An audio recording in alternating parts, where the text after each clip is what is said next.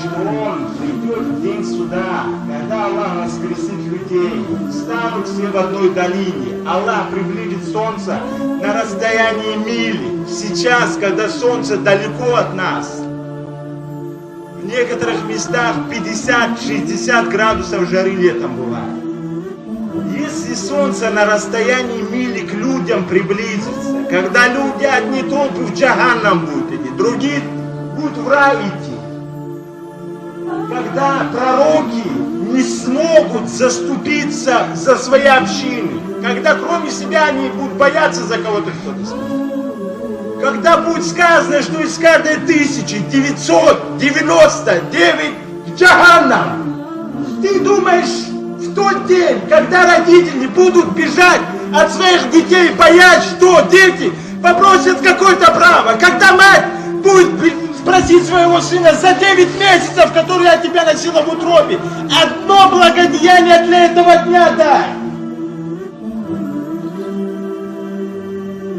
Когда люди будут в таком состоянии, неужели ты реально думаешь, что те, за кого ты делал гиба, будут тебя прощать?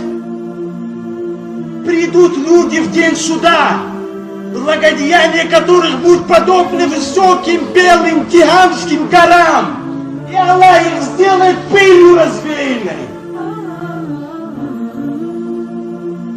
В тот день человек не будет владеть ничем, кроме своих дел.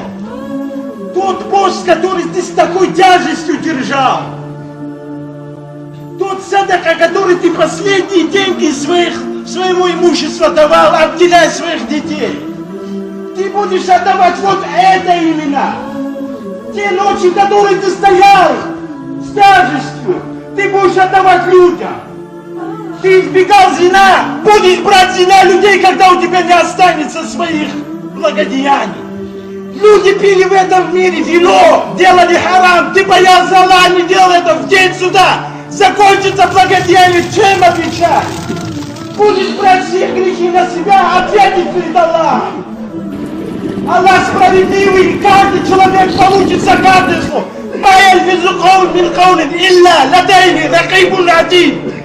Не произносит ни одного слова, кроме как рядом с ним ракиб и атид, 2 ангела. Сколько дел совершили, о которых забыли. Сколько слов сказали, о которых не думали. На 70 лет джаханнам человек падает за одно слово, которое сказал, которым недоволен Аллах.